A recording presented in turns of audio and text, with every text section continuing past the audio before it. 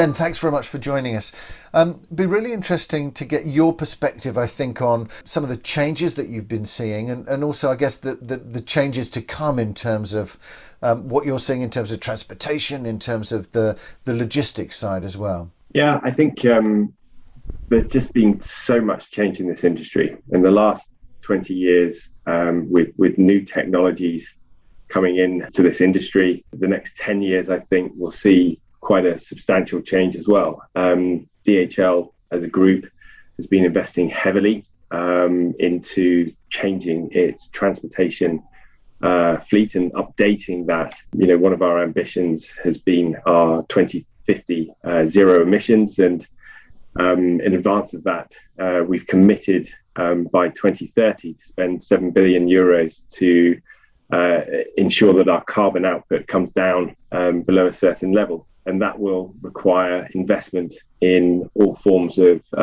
new types of carbon saving technologies with our planes, you know, the biofuels, as well as electric airplanes, and then also the electrification of our vehicle fleet. You know, globally, we have one of the largest fleets of vehicles, and obviously it's a large polluter, but we have to think about changing that and updating that so that we can bring in some real change. I think with regards to how this impacts our real estate and how that sits within the different environments. Historically, logistics, real estate has always been placed in transportation hubs where we can, ensure an efficiency in the cost of getting from goods for our customers from A to Z.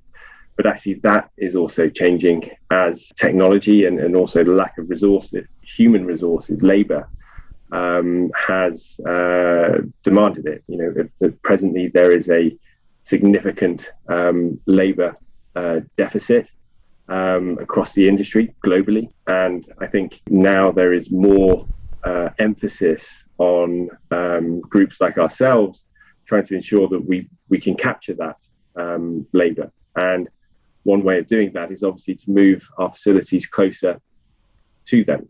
And this is, you know, a direct polar opposite to, you know, the old mantras in the real estate development field, which was locate next to your transportation hubs of old. But the rate of change of that technology combined with the requirement for labor in this industry is now, you know, one of the biggest drivers as to where we will locate and how we will grow into the future. Really interesting to get your perspectives there. Thanks very much for joining us, Ben. Thank you.